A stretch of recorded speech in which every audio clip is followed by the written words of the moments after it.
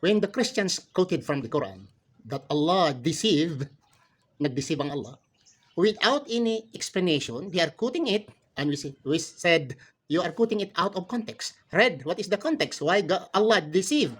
Oh, without any reason, they said, oh, your God is a deceiver. Okay?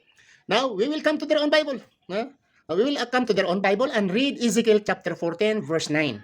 I will read it in English. It says, and if the prophet be deceived when he hath spoken a thing, I, the Lord, have deceived that prophet.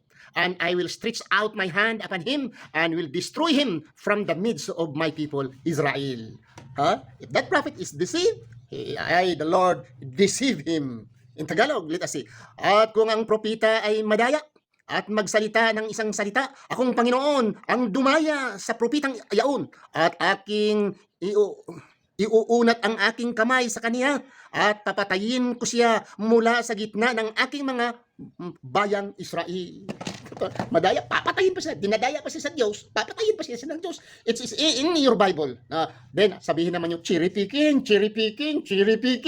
Kung kayo mag-quote sa amin ng Quran, it's not cherry picking, it's harvesting. So, it's in your Bible. If you're laughing on us, the laugh is with you. Okay? Maraming salamat. Assalamualaikum warahmatullahi wabarakatuh.